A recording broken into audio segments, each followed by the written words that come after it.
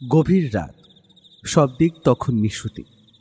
হঠাৎ শোনা গেল আগুন আগুন আগুন আগুন আগুন, পালাও পালাও সবাই, বাপরে লেলিহান শিখা দেখো, আগুনে আগুনে, পালাও পালাও সবাই, করবে পালাও, কলকে ডাক, জল চাই প্রচুর। আরে আগুনটা লাগলো কি করে বলতো? ওসব ছাড় এখন, আগে প্রাণটা রক্ষে হোক, তারপর ওই সব প্রশ্নের উত্তর খুঁজবি ক্ষণ। হ্যাঁ এই পটা, এইদিকে ওদিকে দাঁড়িয়ে কি করছিস? কি দেখছিস ওদিকে? হায় হায় হায়, দমকলে খবর দি। টেলিফোন তো সেই ওই ঘরেই, ওখানেই যেতে হবে আমাদের। এই ঘরে নেই। এই বলছি, রতনটা কোথায় গেল বলতো? আগুন লাগার পর থেকে তোকে দেখছি না। কি বলিস রে? হয়তো ছেলেটা প্রাণের ভয়ে দৌড় মেরেছে। চল আগে দমকলকে খবরটা দি। আগুনে পোড়া গন্ধে চারিদিক রীতিমতো গা ছমছম করে ওঠার মতো হয়ে আছে। দমকল কর্মীরা পরিস্থিতি নিয়ন্ত্রণে আনার কাজ শুরু করল। কিছুক্ষণের মধ্যেই ঘটনাস্থলে এসে উপস্থিত হলো পুলিশ বাহিনী। এলেন স্বয়ং স্থানীয় থানার ওসি গোবিন্দচরণ হালদার। প্রায় ঘণ্টাখানেকের চেষ্টায় আগুন নিয়ন্ত্রণে এলো। পুলিশ জিজ্ঞাসাবাদ শুরু করলো। অ্যালুমিনিয়াম কারখানার মালিক হরিপদ ঘোষকে জিজ্ঞাসাবাদ করায় তিনি জানালেন কি করে এই আগুন লাগলো তা নিয়ে ওনার কোনো ধারণা নেই। হরিপদবাবু রীতিমতো ভেঙে পড়লেন। তার কারখানার একটা অংশ প্রায় ঝলসে গেছে। স্যার, ও স্যার, স্যার স্যার একবার এদিকে আসুন স্যার, একবার তাড়াতাড়ি এদিকে আসুন স্যার, জলদি এদিকে আসুন। ওই দেখুন, ওটা কি? একটা মৃতদেহ না? হ্যাঁ, ওটা তো একটা মৃতদেহ মনে হচ্ছে স্যার। এ কথা শুনে চকিতেই যেন সজাগ হয়ে উঠলেন গোবিন্দবাবু। পায়ে পায়ে এগিয়ে গেলেন জায়গাটার দিকে। দেখতে পেলেন একটা প্রায় জ্বলে পুড়ে ছারখার হয়ে যাওয়া মৃতদেহ। দমকল কর্মী আর পুলিশের দুজন কনস্টেবল মিলে দেহটা উদ্ধার করল। সেটা দেখা মাত্রই শিউরে উঠলেন কারখানার মালিক হরিপদবাবু। তিনি কাঁপা কাঁপা গলায় বললেন, জগাই? না না না না, এ হতে পারে না। জগাই চলে গেল? ওর এই অবস্থা কি করে হলো? এই বলে যেন প্রায় ডুকরে কেঁদে ফেললেন মালিক হরিপদবাবু। এই জগাই লোকটাকে? হরিপদবাবুর হতবাক হতাশ ভাবটা কাটছে না দেখে পটা নামের ওই ছেলেটা বলে উঠল, জগাই সাহেবের খাস কর্মচারী স্যার।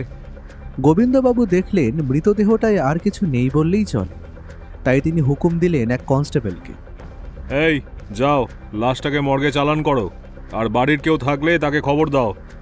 সেই সময় আর একটা অপ্রত্যাশিত ঘটনা। আগুন তখন প্রায় নিভু নিভু। ছাইয়ের ভেতর থেকে উদ্ধার হলো কয়েকটা পোড়া ঝলসানো আঙুল সমেত একটা হাত। এটা কার হাত? হচ্ছে এটা কি এখানে? এটা তো জগাইয়ের হাত নয়, ওর হাত তো দেহের সাথে লেগেছিল। তখন হরেন ভয়ার্ত আর্তনাদ করে উঠে বলল, এটা মনে হয় রতন। কে রতন? এখানকারই কর্মচারী স্যার। আগুন লাগার পর থেকে ওকে আমরা আর দেখিনি। মনে হয় এটা ওরই হাত আছে স্যার। গোবিন্দবাবু একই সাথে অবাক আর সন্দিগ্ধ হয়ে পড়লেন। তার মনে তখন অনেক প্রশ্ন। কি করে লাগলো আগুনটা? জগাই কি করছিল ওই আগুনের ওখানে? রতনী বা আগুনের কবলে পড়ল কি করে?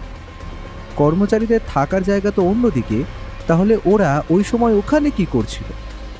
না, ব্যাপারটা সুবিধের লাগছে না গোবিন্দবাবু। তিনি হুকুম দিলেন, sees the place right now. আপনারা যে যার থাকার জায়গায় চলে যান। আমার 4 জন পুলিশ এখানে পাহারায় থাকবে। আমার অর্ডার ছাড়া কেউ এখানে ঘোরাফেরা করবেন না।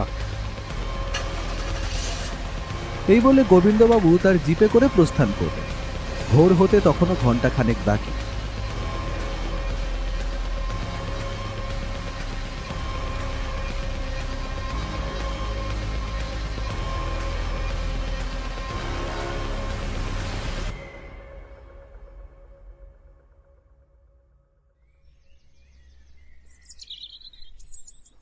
আজকের সকালটা বেশ অন্যরকম, কারণ বৌঠান বাড়িতে নেই, গেছে দাদার বাড়িতে।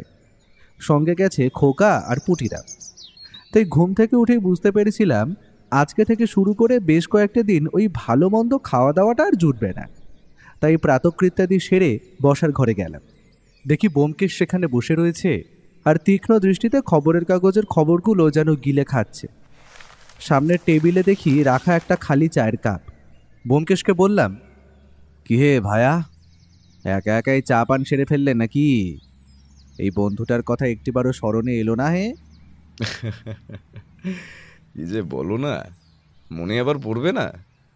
মনে পড়েছিল বলেই মাত্র 1 কাপ চা করে খেয়েছি। তোমার চা করে রাখলে তো এতক্ষণে ঠান্ডা জল হয়ে যেত একেবারে। বাহ, ধন্য তোমার যুক্তি গো।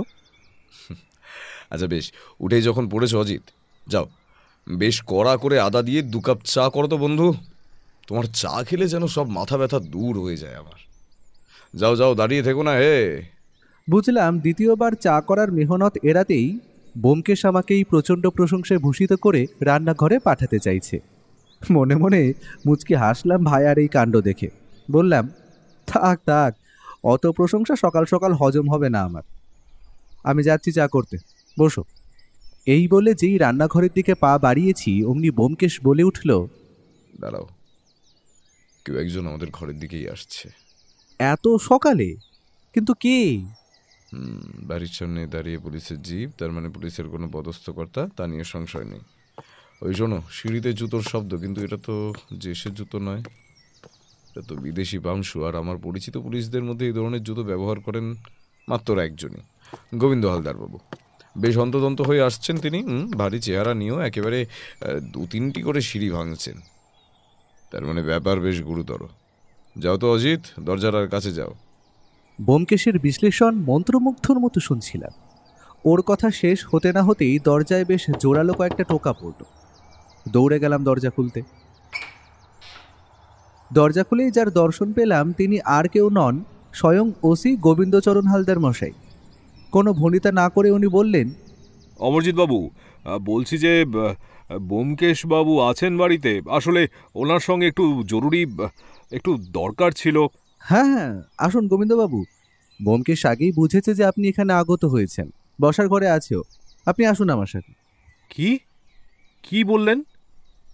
ব্যোমকেশ আগেই বুঝেছে আমি আসছি? তা সে হতেই পারে। ওনার এই ঐশ্বরিক অনুধাবন ক্ষমতার পরিচয় এর আগেও কয়েকবার আমি পেয়েছি। বসার ঘরে ঢুকতেই ব্যোমকেশ বলল, আসুন গোবিন্দবাবু, বসুন। আচ্ছা, এখানে এখানে বসুন। হ্যাঁ, আর অজিত, যাও তুমি বরং ঝটপট 3 পেয়ালা চা আর কিছু শুকনো খাবার নিয়ে এসো। এই যে ব্যোমকেশ বাবু, অজিত বাবুর মুখে শুনলাম আপনি নাকি আমার আগমনের কথা আগেই বুঝতে পেরে গিয়েছিলেন। কিভাবে বুঝলেন সে কথা না হয় থাক, কিন্তু আগমনের হেতুটা কি বুঝতে পেরেছেন? আমি অন্তর্যামী নই গোবিন্দবাবু, সামান্য সত্যি সন্ধানী।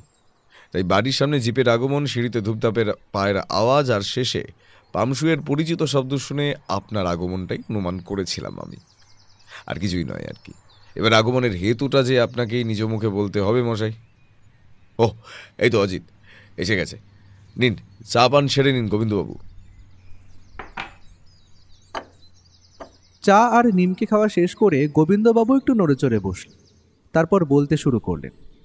এরপর গোবিন্দবাবু গত রাতের এক ভয়াবহ অগ্নিকাণ্ডের কথা শোনালেন, সাথে জগাই আর রতন নামে অগ্নি বিপর্যস্ত ওই অ্যালুমিনিয়াম কারখানার 2জন শ্রমিকের মৃত্যুর কথাও বললেন। এক এক করে গত রাত্রের কোনো কথাই বলতে আর তিনি বাকি রাখলেন না। সবটা ব্যোমকেশ খুব মনোযোগ দিয়ে শুনল, তারপরে বলল, সবই তো শুনলাম, কিন্তু এখানে আমার ভূমিকাটা ঠিক কি হবে গোবিন্দবাবু? দেখুন, আপনাকে তো সবটাই খুলে বললাম ব্যোমকেশ বাবু, কিন্তু আমার মনে সন্দেহের একটা ভাব থেকেই যাচ্ছে। কি করে আগুনটা লাগলো? জগাই করছিলটা কি ওই আগুনের ওখানে? আর আগুন লেগেছে দেখেও সে পালায়নি কেন? রতনী বা আগুনের কবলে পড়ল কি করে? কর্মচারীদের থাকার জায়গা তো অন্যদিকে, তাহলে ওরা ওই সময় ওখানে ঠিক কোন কাজে গিয়েছিল? গোবিন্দবাবুর মনে উদয় হওয়া এই প্রশ্নগুলো ব্যোমকেশকেও যেন কিছুটা ভাবিয়ে তুলল। নিজের মনেই আরও কিছু ভেবে নিয়ে সে বলল, ঠিক আছে হালদারবাবু, আমি এই কেসে আপনাকে সর্বত্রভাবে সাহায্য করার চেষ্টা করব। চলুন আগে একবার ঘটনাস্থলে যাওয়া যাক। অনেক ধন্যবাদ ব্যোমকেশ বাবু। আপনার যা কিছু পুলিশের সাহায্য দরকার সব আমি ব্যবস্থা করে দেব। নিন, আপনারা তাহলে তাড়াতাড়ি তৈরি হয়ে নিন, আমার জিপেই ঘটনাস্থলে যাওয়া যাবে। 10 মিনিটের মধ্যেই আমরা তৈরি হয়ে নিলাম। জিপে যেতে যেতে ভায়া ওসি গোবিন্দবাবুকে একটাই প্রশ্ন করল। আচ্ছা, ঘটনাস্থলে এখন কারা আছে? আগে আমার 4 জন কনস্টেবলকে রেখে এসেছি পাহারায়। গোটা পথে ব্যোমকেশ আর কোনো কথা বলল না। আমরা যখন ঘটনাস্থলে এসে পৌঁছলাম তখন ঘড়িতে সকাল 8:20 সেখানে পৌঁছে দেখলাম ছাইয়ের মধ্যে থেকে তখনও অল্প স্বল্প ধোঁয়া বের হচ্ছে। দেখলাম দারোগাবাবু চলে গেলেন কনস্টেবলদের সাথে কথা বলতে। আমি আর ব্যোমকেশ অগ্নিদগ্ধ জায়গাটা ভালো করে নিরীক্ষণ করতে লাগলাম। আমাকে ব্যোমকেশ ঠাট্টার সুরে বলল, ওয়ে অজিত, সাবধানে পা ফেলো, ছাই চাপা আগুন কিন্তু খুব সাংঘাতিক। ভায়া খুব খুঁটিয়ে সবকিছু দেখতে লাগলো। হঠাৎ দেখি ও যেন কি একটা শুঁকছে। আমার দিকে ফিরে বলল, একটা মিষ্টি গন্ধ পাচ্ছ অজিত? মিষ্টি গন্ধ? কই না তো। কিসের গন্ধ? অজিত, আমি এখানে পোড়া গন্ধ ছাড়াও আরো দুটো গন্ধ পাচ্ছি। বলো কি হে, দুটো গন্ধ? কই, আমি তো একটাও পাচ্ছি না। মিষ্টি গন্ধটা ক্লোরোফর্মের, আর অন্যটা আরেকটু উগ্র, সম্ভবত কেরোসিন। ক্লোরোফর্ম, কেরোসিন এসব এখানে কেন? দেখো, এত বড় কারখানায় এসব থাকাটা ততটাই স্বাভাবিক যতটা অস্বাভাবিক ঠিক এই অগ্নিদগ্ধ জায়গায় ওগুলোর উপস্থিতি। ভুলে গেলে চলবে না, দুটো জিনিসই কিন্তু দাহ্য। তাহলে কি আগুনটা ইচ্ছে করে লাগানো হয়েছে? সেটা এখনই বলা যাবে না অজিত, চলো আর একটু ঘুরে দেখি জায়গাটা। এই বলে ব্যোমকেশ আবার তার পর্যবেক্ষণের কাজে মন দিল। দেখলাম মুহূর্তের জন্য একবার মাটির দিকে ছুঁকলো, ছাইয়ের মধ্যে থেকে কিছু একটা কুড়িয়ে সেটা পকেটস্থ করলো। আমায় বলল, একদম চুপ, হালদার মশাই আসছেন, যা বলার আমি তাকে বলবো, তুমি এখন মুখ খোলো না অজিত। এরপরেই আমাদের পাশে এসে উপস্থিত হলেন গোবিন্দবাবু। ব্যোমকেশকে উদ্দেশ্য করে তিনি বললেন, কিছু বুঝতে পারলেন ব্যোমকেশ বাবু? ভায়া গোবিন্দবাবুকে সবিস্তারে প্রায় সবটাই বলল। শুধু ও যে কি একটা কুড়িয়ে পকেটে ভরেছে, শুধু সে কথাটা চেপে গেল। গন্ধের কথা শুনে গোবিন্দবাবুও বেশ অবাক হলেন। এরপর আমরা কারখানার অধীনস্থ গোডাউনগুলো দেখলাম, সবই তালাবন্ধ। সবকটার বাইরেই প্রায় লেখা কোনটা কি রাখার জন্য ব্যবহার করা হয়। কোনটা বক্সাইট, কোনটা চুন, কয়েকটাই আবার নানা ধরনের অ্যাসিড, ক্লোরোফর্ম আর কেরোসিনের গুদামও দেখলাম। আরও দুটো গুদাম আছে একটু অন্যদিকে, যদিও সে দুটোতে লেখা নেই কিসের গুদাম। একটু বিশ্রী গন্ধ আসছিল সেখান থেকে। ব্যোমকেশ জিজ্ঞেস করায় হালদার মশাই জানালেন যে এই কারখানায় অ্যালুমিনিয়াম শিল্পের পাশাপাশি সার তৈরির কাজও হয়। সেজন্যই আবর্জনা ও জন্তু জানোয়ারের পচা গলা দেহ ওখানে রাখা থাকে হয়তো। কথা শুনে ব্যোমকেশ তখন আর কিছু বলল না। এরপর আরও কিছুক্ষণ আমরা সব দিক ভালো করে দেখলাম। ব্যোমকেশ তারপর দারোগাবাবুকে বলল, কারখানার কর্মচারীরা সব কোথায়? তাদের সঙ্গে কথা বলতে পারলে ভালো হয় আর কি। কর্মচারীরা এখন এখানে নেই, যে যার বাড়ি চলে গিয়েছে। কারখানা কবে খুলবে তার কোনো ঠিক নেই, তাই তাদের প্রস্থান। ঠিক আছে, কালকে সকাল 10টায় ওই কর্মচারীদের ডেকে পাঠান এই আপনার থানায়। আমি সেখানেই তাদের জিজ্ঞাসাবাদ করব। আর হ্যাঁ, তারপর আমরা যাব মালিক হরিপদ বাবুর বাড়িতে। এরপর পুলিশ জিপে আমি আর ব্যোমকেশ উঠে বসলাম। বেলা প্রায় তখন 12টা। ব্যোমকেশ বলল, গোবিন্দবাবু, আমাদেরকে বাড়ির সামনে নামানোর প্রয়োজন নেই, বড় রাস্তার মোড়ে নামিয়ে দিলেই চলবে। গোবিন্দবাবু কিছুটা অবাক হলেন, জিজ্ঞাসু দৃষ্টিতে আমার দিকে তাকান। আমিও ঠিক বুঝতে পারিনি যে ব্যোমকেশ কি ভাবছে। আমাদের মনের প্রশ্নটা মনে হয় ব্যোমকেশ বুঝতে পারল, তাই অট্টহাসি করে বলল, আরে এতেও আপনারা রহস্য খুঁজতে বসলেন নাকি? হ্যাঁ, আসলে বুঝলেন গোবিন্দবাবু, আপনার বৌঠান বাড়িতে নেই, আর পুটিরামও নেই, তাই আহারা দিয়ে আমাদেরকেই রাঁধতে হবে অথবা বাইরে থেকে কিনে যেতে হবে। এত বেলায় আর রান্না করতে মন চাইছে না, তাই বললাম বড় রাস্তার মোড়ে নামাতে আর কি। ওখানে একটা ভালো ভাতের হোটেল রয়েছে, মন চাইছে ওখানেই কবজি ডুবিয়ে মধ্যাহ্ন ভোজটা সেরে নেব আর কি। গোবিন্দবাবুর জিপ আমাদের বড় রাস্তার মোড়ে নামিয়ে দিয়ে চলে গেল, আর আমরাও এরপর নানাবিধ উপাদেয় পদ সহযোগে দুপুরের খাওয়া সেরে ঘরে ফিরলাম।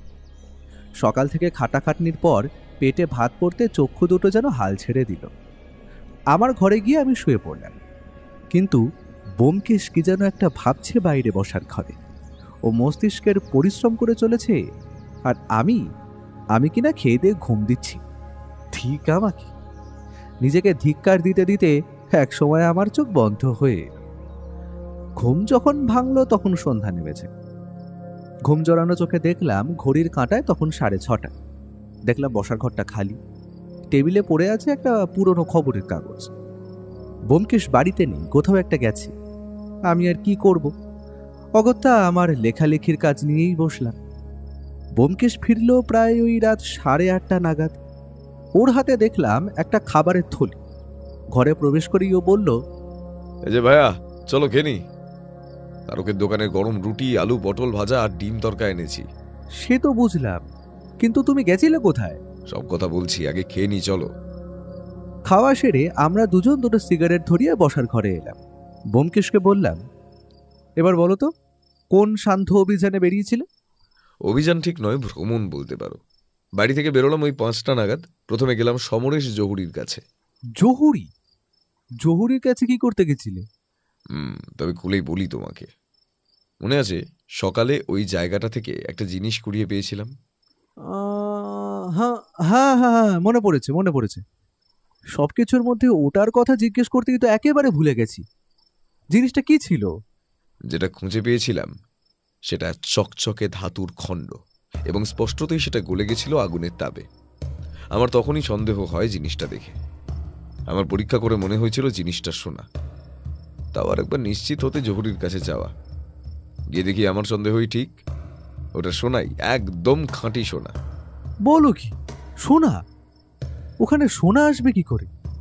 সোনাটা কি জগাই বা রতনের কারো?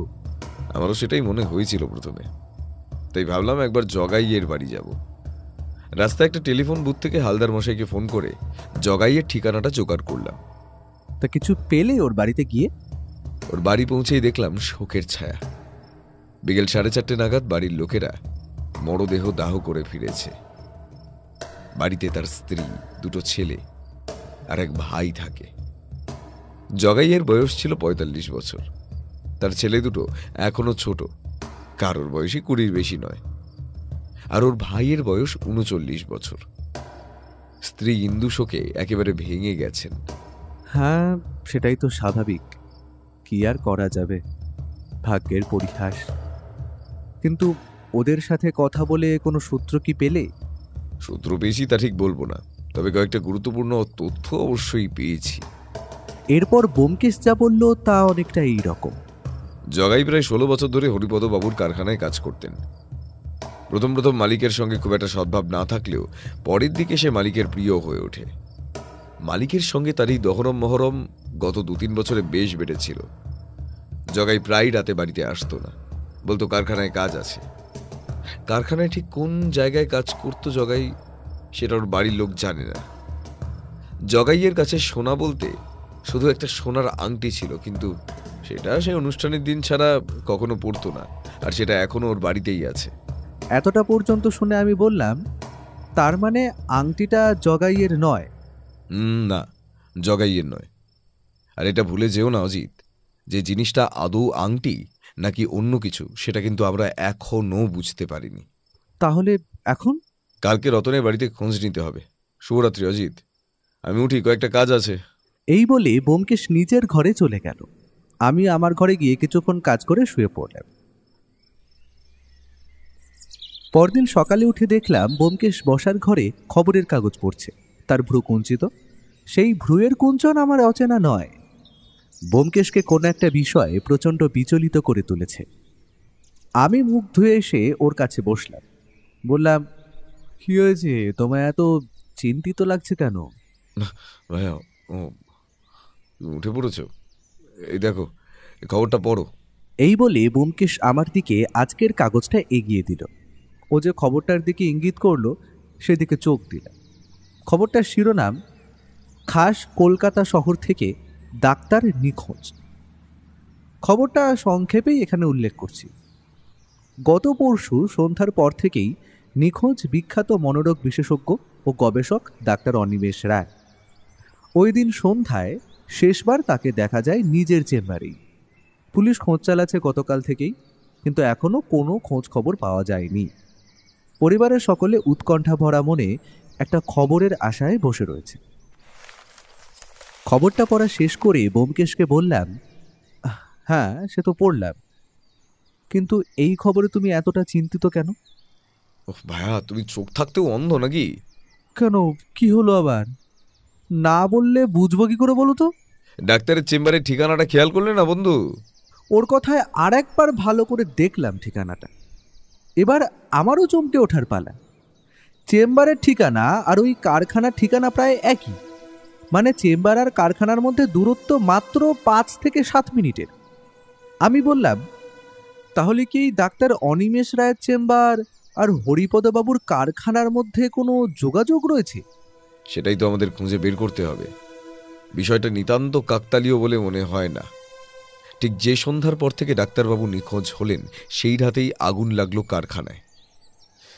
না অজিত, না, ব্যাপারটাকে আর খুব একটা সরল বলে তো মনে হচ্ছে না। হে, এই পর্যন্ত বলে ব্যোমকেশ উঠে গেল তার শোয়ার ঘরে। শুনতে পেলাম সে হালদারবাবুকে টেলিফোন করল। কি কথাবার্তা হলো তা ঠিক শুনতে পেলাম না। মিনিট 10 পর ও ঘর থেকে বেরিয়ে এল। আমি ওকে বললাম, তো ইন্সপেক্টর সাহেবের সাথে কি কথা হলো? দুটো কথা বললাম। প্রথমত ওনাকে খোঁজ নিতে বললাম যে হরিপদবাবুর নামে ওই কারখানার কোনো ইন্স্যুরেন্স ছিল কিনা, আর থাকলে তার অর্থগত পরিমাণটা কত। দ্বিতীয়ত আমি ওনাকে বলেছি এই অগ্নিবিধ্বস্ত কারখানা থেকে পাহারা তুলে নিতে, আর মালিককে খবর পাঠাতে যেন কারখানার কাজকর্ম যত শীঘ্র সম্ভব শুরু করতে। কিন্তু তুমি হঠাৎ পাহারা তুলে নিতে বললে কেন? এতে তো আমাদেরই তদন্তের সমস্যা হবে। আসলে বুঝলে ভাইয়া, আমরা এখন তদন্তের এমনই একটা জায়গায় দাঁড়িয়ে আছি যেখানে আমাদের কাছে আর সূত্র নেই। আমরা একটা জায়গায় যেন আটকে গেছি। আমাদের এগোতে হবে। আমার মন বলছে ওই কারখানাতেই কিছু একটা রহস্য আছে, আর এটাও বারবার মনে হচ্ছে কারখানা খুললেই যেন ওখানে কিছু একটা ঘটবে। কিন্তু তুমি তো এখনো কারখানার মালিকের সাথে কথাই বললে না। সবকিছু কি আর ওই গতে বাঁধা নিয়মে চলে অজিত? আর মনে রেখো, আগুন কিন্তু সবসময় শুধু জ্বলে না, বরং কথা বলে। ব্যোমকেশের শেষ কথাগুলো বুঝতে পারলাম না, তাই জিজ্ঞাসু দৃষ্টি নিয়ে ভাইয়ের দিকে তাকাল। কিন্তু ও যেন আমাকে আর কোনো গুরুত্বই দিল না। উঠে দাঁড়িয়ে বলল, চলো অজিত, তৈরি হয়ে নাও, বেরোবো, থানায় যেতে হবে। এবার কারখানার কর্মচারীদের জিজ্ঞাসাবাদের পালা। আমরা মিনিট 15-র মধ্যে বেরিয়ে পড়লাম। একটা ট্যাক্সি ধরে আমি আর ব্যোমকেশ গেলাম থানায়। যাওয়ার পথে ব্যোমকেশ আর কোনো কথা বলল না। সেখানে পৌঁছে আমরা প্রথমে গেলাম গোবিন্দবাবুর ঘরে। ভদ্রলোক নিজের কামরাটাকে বেশ সাজিয়েছেনই বলতে হবে। আমরা প্রবেশ করতেই হালদার মহাশয় খাতির করে বসালেন। বেয়ারাকে দিয়ে চা আর জলখাবারও আনালেন। এর ফাঁকে ব্যোমকেশ ওনাকে জিজ্ঞেস করল, লোকগুলোকে এনেছেন এখানে? হ্যাঁ ব্যোমকেশবাবু, ওদেরকে ইন্টারোগেশন রুমে বসিয়েছি, আর আপনি যে ইন্স্যুরেন্সের খোঁজ নিতে বলেছিলেন সেটাও পেয়ে গেছি। বাহ, বেশ তাড়াতাড়ি খবর জোগাড় করেছেন দেখছি। তা কি কি জানতে পারলেন? হরিপদবাবু একটা বেসরকারি সংস্থায় প্রায় 10 বছর আগে একটা বীমা করিয়েছিলেন তার কারখানার নামে। তাতে ধরুন পরশুর ওই ক্ষয়ক্ষতি বাবদ তিনি পাবেন প্রায় নগদ 60,000 টাকা। এবং মজার ব্যাপার হলো, হরিপদবাবু গতকালকেই সেই সংস্থার সঙ্গে যোগাযোগ করেছেন, এমনকি উপযুক্ত প্রমাণ দেখাবেন বলে বীমার টাকাও ক্লেম করেছেন। বুঝলাম গোবিন্দবাবু, আপনি ওনাকে কারখানা খোলার ব্যাপারটা বলেছেন তো? হ্যাঁ ব্যোমকেশবাবু, সবটাই জানিয়েছি, আর এটাও বলেছি যে আজকে বেলায় আপনি ওনার বাড়ি যাবেন জিজ্ঞাসাবাদের জন্য। বেশ, চলুন এবার যাই ইন্টারোগেশন রুমে। চলো অজিত, তুমিও এসো। এরপর আমরা 3 জন গেলাম ইন্টারোগেশন রুমের দিকে। সেখানে গিয়ে দেখলাম 4 জন বসে আছে।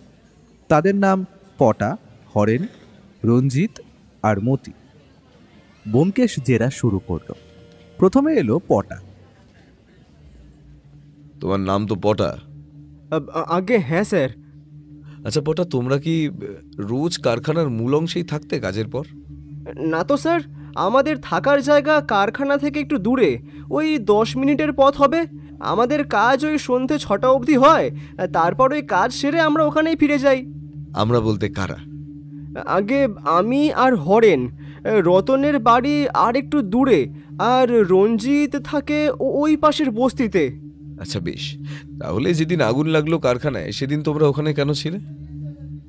আগে স্যার, সেদিন ছিল ওই মালিকের জন্মদিন। মালিক টাকা পাঠিয়েছিলেন খাওয়া দাওয়া করার জন্য। তাই কাজ শেষ হয়ে গেলেও আমরা 5 জন, মানে আর কি ওই আমি, হরেন, মতি, রঞ্জিত আর ওই রতন, আমরা রয়ে যাই ওখানে। বেশ একটু খাওয়া দাওয়া হয়। স্যার, আপনাকে লুকোবো না, একটু নেশাও করেছিলাম বটে, তাই আর ওখান থেকে উঠে চটজলদি বাড়ি যেতে পারিনি। রতন, মতি আর রঞ্জিত কি অবস্থায় ছিল? মতি নেশা করেনি স্যার, তাই খাওয়া দাওয়ার পরে সে চলে গেল। আর রঞ্জিতও বাড়ি চলে যায়, আর রতনটা রয়ে গেল ওই আমাদের সঙ্গেই। আচ্ছা পটা, আমাকে একটা কথা বলো তো, রতনের মধ্যে তুমি কি কোনো অস্বাভাবিকতা লক্ষ্য করেছিলে? আগে কই সেরকম কিছু তো না স্যার। তবে তবে হ্যাঁ হ্যাঁ হ্যাঁ, মনে পড়েছে। কি মনে পড়লো? আগে স্যার, সেটা ঠিক অস্বাভাবিকতা নয়, কিন্তু তাও বলি আপনাকে। হ্যাঁ বলো, কিচ্ছু লুকিও না, যা মনে পড়ছে সবটা বলো। বেশ কয়েকদিন আগের কথা স্যার। দুপুরে তখন কাজ চলছিল। ওই রতন কেন জানি না একবার বাইরে গেল, মিনিট 5 পরে আবার ফিরে এলো হন্তদন্ত হয়ে। আমি ওকে বললাম যে কিরে কি হয়েছে, কিন্তু স্যার ও আমায় কিছুই বলল না। ব্যাপারটা পুরোই এড়িয়ে গেল। বুঝলাম। আর কিছু মনে পড়ছে পটা? আগে হ্যাঁ স্যার, এই পরশু দিন আমরা যখন একসঙ্গে মদ খাচ্ছিলাম, তখন রতন একবার বলে ওঠে, কাজটা ভাবছি ছেড়ে দেবো ভাই, বুঝলি? এখানে কিছু একটা গন্ডগোল আছেই, কিছু একটা গন্ডগোল আছেই। স্বভাবতই আমরা জানতে চাইলাম যে কি গন্ডগোল। ও কিছু একটা বলতে যাচ্ছিল, কিন্তু তখনই আমরা কিছু একটা মানে কারোর পায়ের আওয়াজ পেয়ে চমকে উঠি, আর তাই স্যার ওর কথাটা শেষ হয় না। কি এসেছিল তখন, মনে আছে তোমার পটা? আগে হ্যাঁ স্যার, ওই ডাক্তারবাবু এসছিলেন। ডাক্তারবাবু? কোন ডাক্তারবাবু? অনিমেষ রায়? আগে হ্যাঁ স্যার, আপনি কি ওনাকে চেনেন? না, সেভাবে চিনি না। রাখো ওসব কথা, আগে বলো ডাক্তারবাবু কি প্রায় আসতেন ওখানে?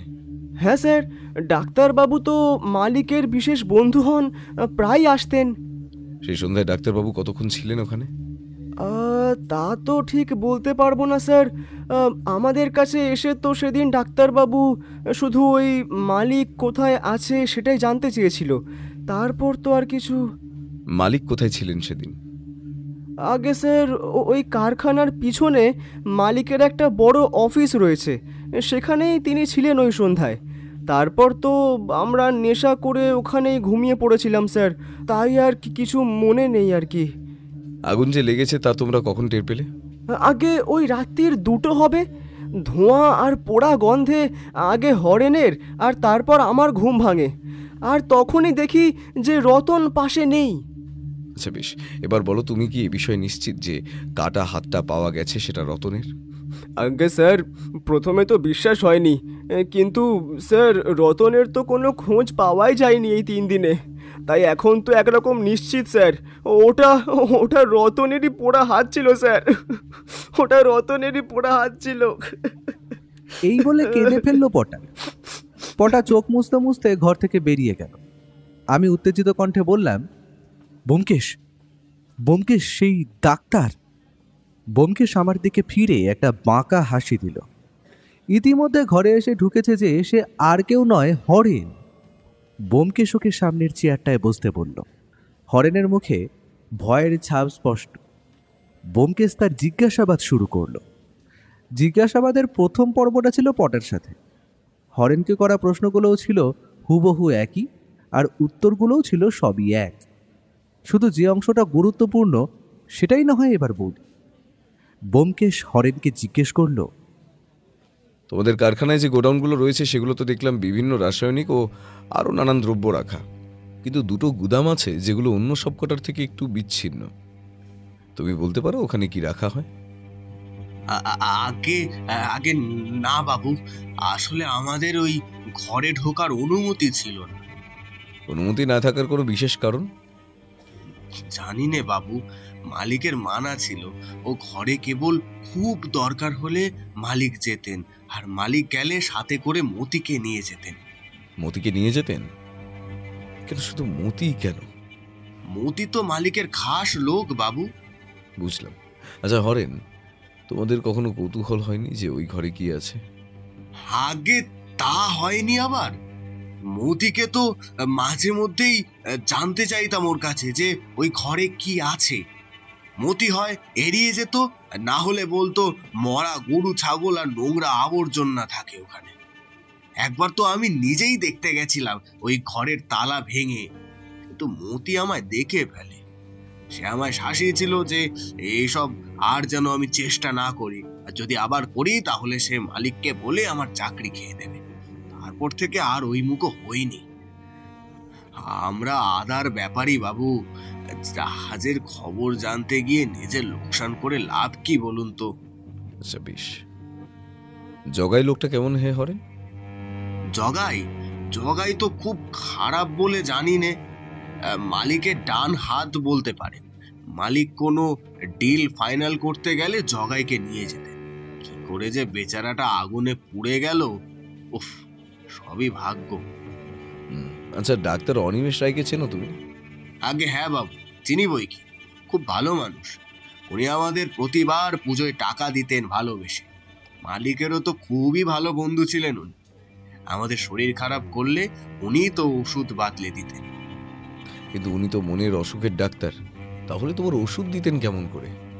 আগে ওনার তো নিজের হাসপাতাল আছে, পাগলদের এনে রাখেন ওখানে। এই তো আমাদের কারখানার কাছে হাসপাতাল, কিন্তু হাসপাতালে ডাক্তারবাবু সব রোগের ওষুধই দেন। আচ্ছা বুঝলাম হরেন, অনেকগুলো ভালো ভালো তথ্য দিয়েছো তুমি। এবার তুমি আসতে পারো। হরেন ঘর থেকে বেরিয়ে গেল। আমি ব্যোমকেশকে বললাম, এসব কি হচ্ছে? সব কিছুই তো কিরকম গুলিয়ে যাচ্ছে গো আমার। এই তো সবে শুরু, জল এখনো অনেক দূর গড়াবে। এরপর ঘরে এলো রঞ্জিত। দেখলাম ব্যোমকেশ রঞ্জিতকে নতুন কিছু জিজ্ঞেস করলো না। 5-6 মিনিটের সংক্ষিপ্ত জিজ্ঞাসাবাদ শেষে রঞ্জিত চলে গেল। কিছুক্ষণের মধ্যেই ঘরে ঢুকলো মতি। মুখে একটা অদ্ভুত উগ্র ভাব, যেন কাউকেই তো আক্কা করে না। ব্যোমকেশ কিছু বলার আগেই সে সামনের চেয়ারটায় বসল। ব্যোমকেশ তাকে খানিকক্ষণ তীক্ষ্ণ দৃষ্টিতে নিরীক্ষণ করে বলল, মতি, যেদিন তোমাদের কারখানায় আগুন লাগলো সেদিন তুমি সন্ধ্যায় কখন বাড়ি গিয়েছিলে?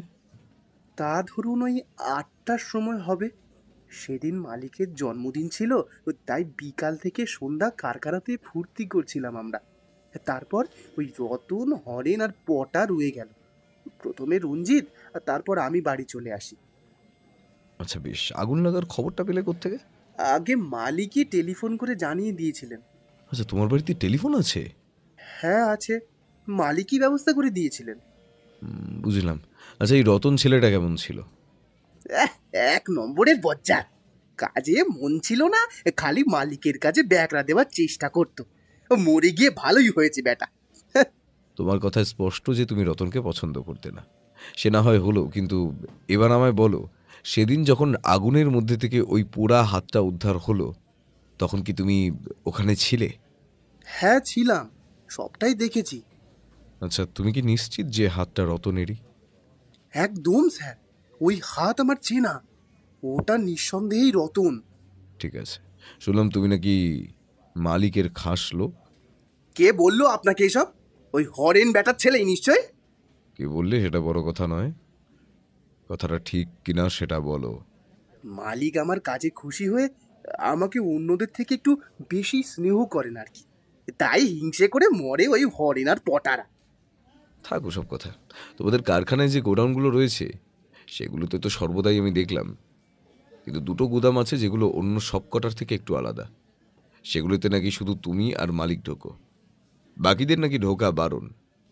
আচ্ছা, এমন ব্যবস্থা কেন? আর কি আছে ওই ঘরে? ওটা তো মালিকের নির্দেশ। কেন এমন নির্দেশ তা তো ঠিক জানি না। ওই ঘরে সেরম কিছু নেই, পড়ে থাকে শুধু নোংরা আবর্জনা, পশু পাখির পচা গলা মরা দেহ। সরকারি ভ্যাট থেকেই ওগুলো আনে, সার তৈরি করতে লাগে আর কি। আচ্ছা বেশ। আচ্ছা মতি, তুমি কি জানো ডাক্তার অনিমেষ রায়কে খুঁজে পাওয়া যাচ্ছে না দুদিন ধরে? ব্যোমকেশের এই প্রশ্নে মতি ভূত দেখার মতো করে চমকে উঠল। তারপর একটু থমকে নিজেকে সামলে নিয়ে আমতা আমতা করে বলল, কে? অনিমেষ রায়? রায়? ওই যার চেম্বার আছে কারখানার কাছে? হ্যাঁ, ঠিক ধরেছ একদম। উনি তো তোমার মালিকের বন্ধু ছিলেন। হ্যাঁ, তা তো ছিলেন, কিন্তু ওকে যে পাওয়া যাচ্ছে না সে নিয়ে আমি কিছু শুনিনি। ব্যোমকেশ এক দৃষ্টিতে মতির দিকে তাকিয়ে রইল, তারপর বলল, সবটা সত্যি বললে তুমি ভালো করতে মতি।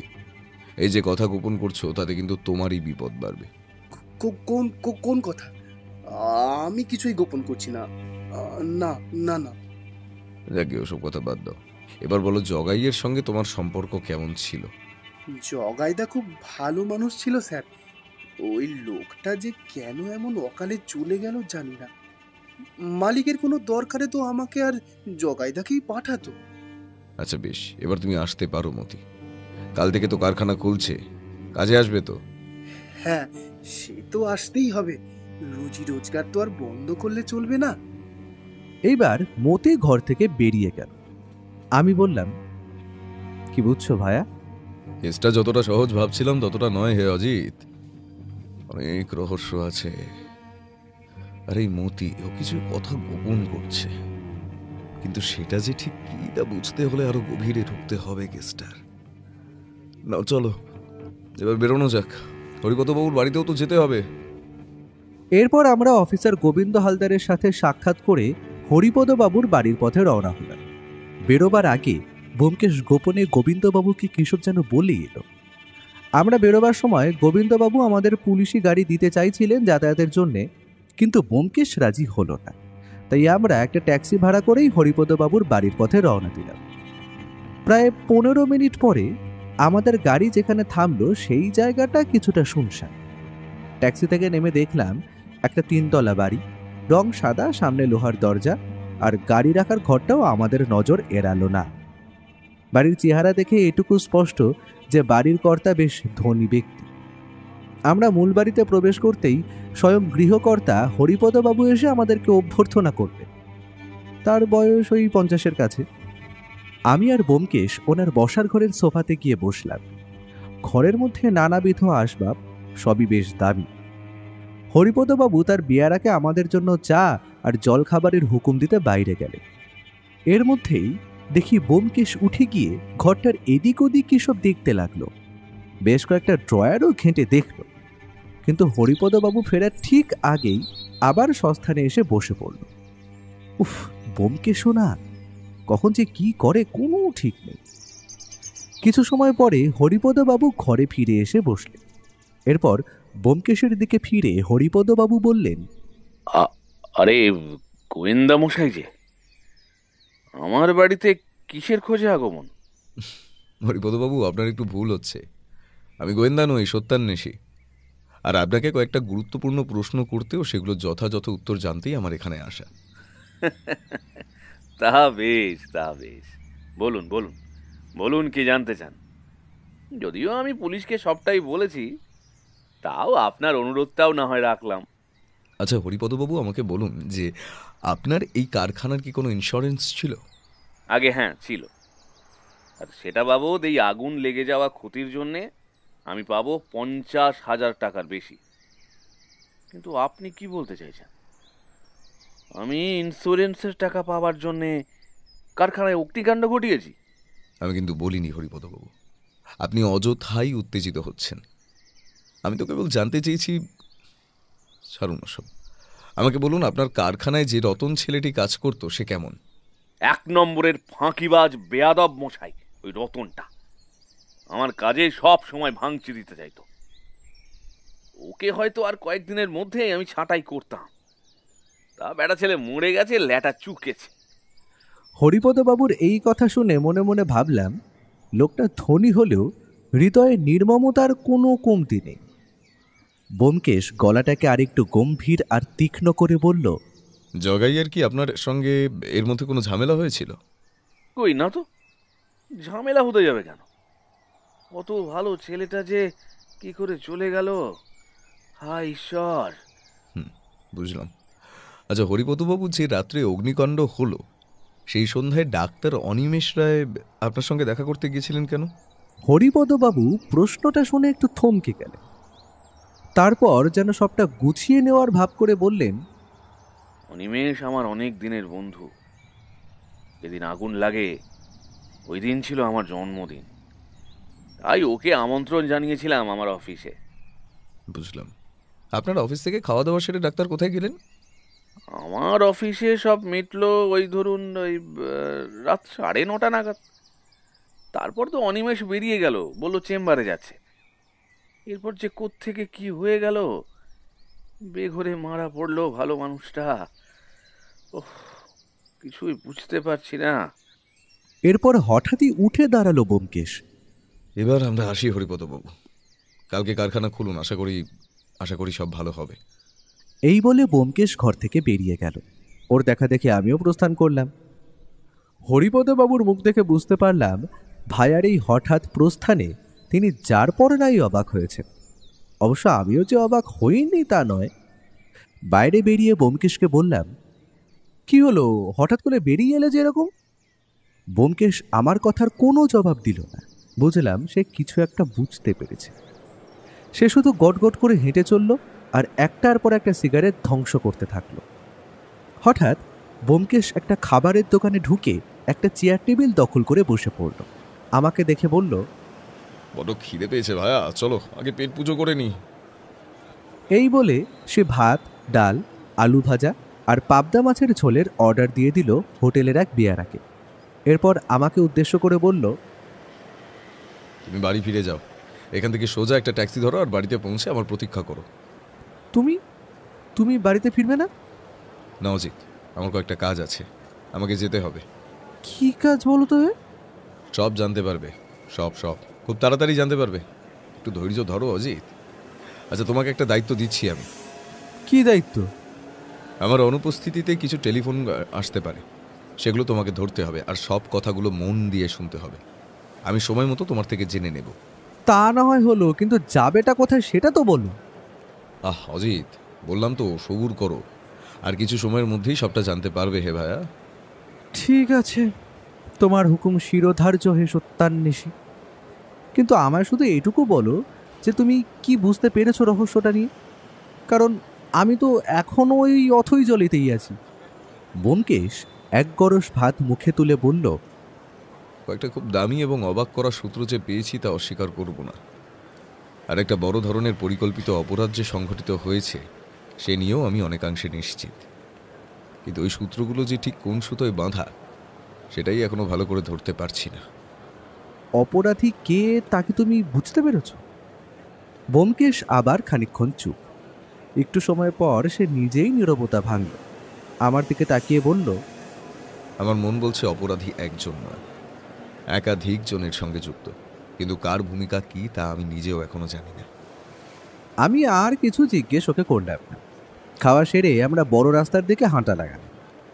দুজনে দুটো সিগারেট ধরিয়ে এগোচ্ছিলাম যে যার মতো। রাস্তার দুধারে কিছুটা বিক্ষিপ্ত জঙ্গল। বড় রাস্তায় না ওঠা অবধি ট্যাক্সিও পাবো না। কেসটা নিয়ে এ কথা সে কথা ভাবতে ভাবতে যাচ্ছিলাম বেখেয়ালি হয়ে। হঠাৎ পাশের জঙ্গল থেকে একটা পাথরের টুকরো সজোরে কেউ ছুঁড়ে মারল ব্যোমকেশের গায়ে। ব্যোমকেশ এবার আর্তনাদ করে উঠল, কিন্তু পর মুহূর্তেই ধাওয়া করলো জঙ্গলের ভিতরের দিকে। আমি তো তখনও হতবাক, দাঁড়িয়ে রয়েছি হতভম্বের মতো। কয়েক সেকেন্ড পর সজাগ হলাম আবার। দেখলাম আদলা পাথরখণ্ডটা পড়ে রয়েছে রাস্তার মাঝখানে। আমি সেটা তুলে নিলাম। বেশ ভারী, কম করে 250-300 গ্রামের তো হবেই। কিন্তু এ কি, একটা কাগজ দড়ি দিয়ে বাঁধা সেটার সঙ্গে। আমি দড়ির প্যাঁচ খুলে কাগজটাকে মুক্ত করলাম। দেখলাম তাতে লাল কালিতে লেখা, টিকটিকি, বেশি পিছনে লাগতে আসিস না, ধর থেকে মুড়ো আলাদা করে দেব, বাঁচতে চাইলে সব ছেড়ে চলে যা। আমি ভয় পেলাম। এই যে দেখছি দিনে দুপুরে হুমকি, কিন্তু কে এই হুমকি দাতা? এইসবই ভাবছি, তার মধ্যে ব্যোমকেশ ফিরল। বললাম, ব্যোমকেশ, বলছি তোমার খুব বেশি লাগেনি তো? না, এমন গুরুতর কিছু নয়, কিন্তু ব্যাটাকে ধরতে পারলাম না। এসব জঙ্গলের আড়ালে কোথায় যে মিলিয়ে গেল। এরপর আমি ব্যোমকেশকে ওই হুমকি চিঠিটা দেখালাম। ও খানিকক্ষণ নিঃশব্দে সেটা পড়ে অট্ট হাসিতে ফেটে পড়ল। তারপর হাসি থামিয়ে বলল, ভয় পেয়েছে, ওরা ভয় পেয়েছে। আমরা একদম ঠিক দিকে এগোচ্ছি, এভাবে হুমকি দেয় ভিতুরা।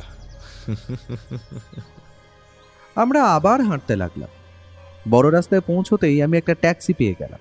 ব্যোমকেশকে বিদায় জানিয়ে আমি বাড়ির পথে রওনা দিলাম। কি জানি এই দামাল ছেলেটার মাথায় কি ভূত চেপেছে, আবার যে কোথায় যাবে কি জানি। বাড়ি যখন পৌঁছালাম তখন দুপুর প্রায় 2টো। বসার ঘরে টেলিফোনের কাছে লেখালেখির কাজ নিয়ে বসলাম। কাজ করতে করতে কখন যে নিদ্রা দেবী আমার চোখে আশ্রয় নিলেন তা মনে পড়ছে না। ঘুম ভাঙল টেলিফোনের একটা কর্কশ শব্দ। আমি তৎক্ষণাৎ উঠে গিয়ে ফোনটা ধরলাম। লাইনের ও প্রান্তের গলাটা আমার বেশ চেনা, গোবিন্দ হালদার মশাই।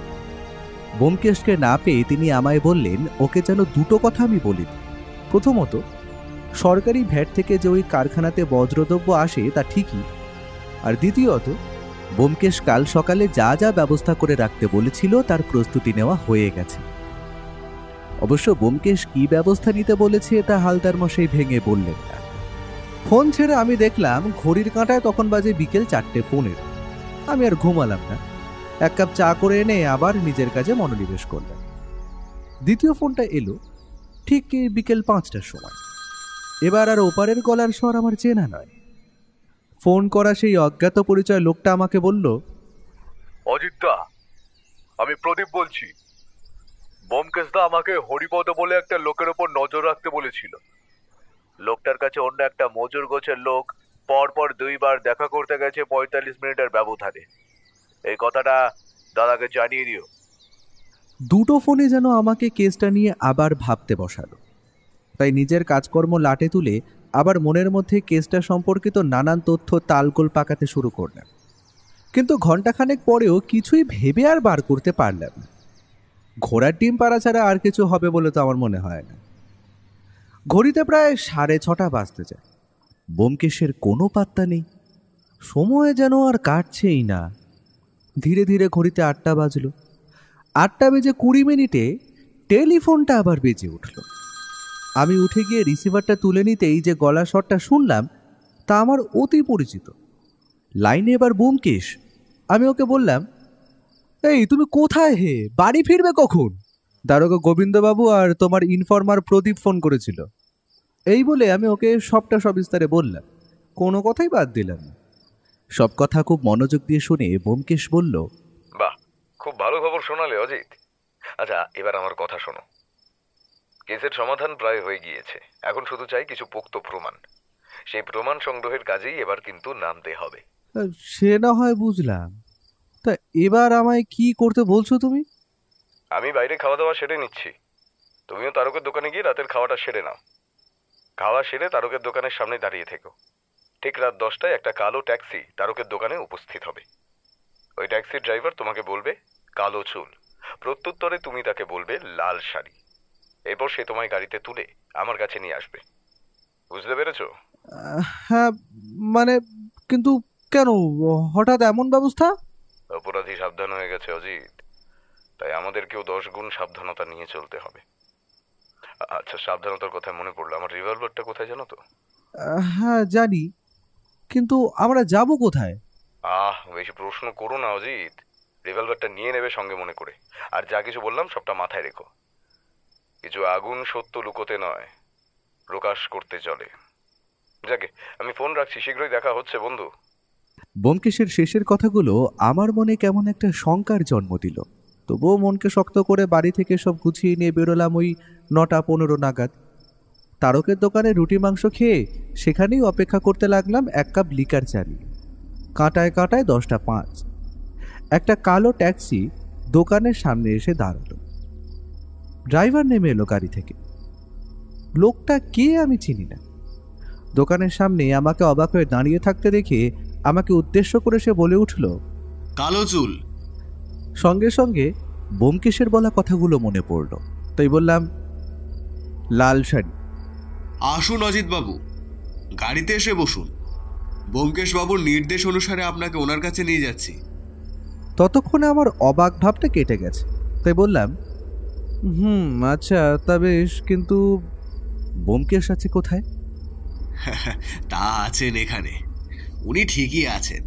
আপনাকে অত চিন্তা করতে হবে না দাদা, একটু পরেই তো দেখা হবে।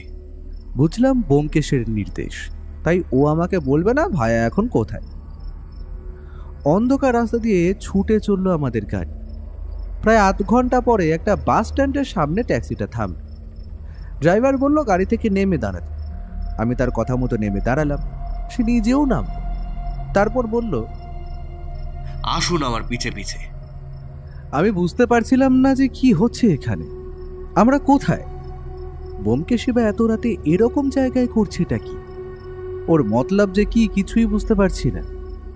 রাতের বেলা এরকম শুনশান জায়গায় কখন কি বিপদ নেমে আসবে তার তো কোনো ঠিক নেই। মনে মনে বেশ রাগ হলো ওর উপর। প্রায় মিনিট 10 হাঁটার পরে আমরা একটা ফাঁকা জায়গায় পৌঁছালাম। একটা বড় আর সুদীর্ঘ পাঁচিল চোখে পড়ল, কোনো একটা ঘেরা জায়গা। এটা কোথায় এসে পড়লাম রে বাবা? এইসবই ভাবছি, এমন সময় একটা ডাক শুনতে পেলাম। চাপা গলায় কে যেন ডাকলো, অজিত, এই অজিত, ডান দিকে দেখো।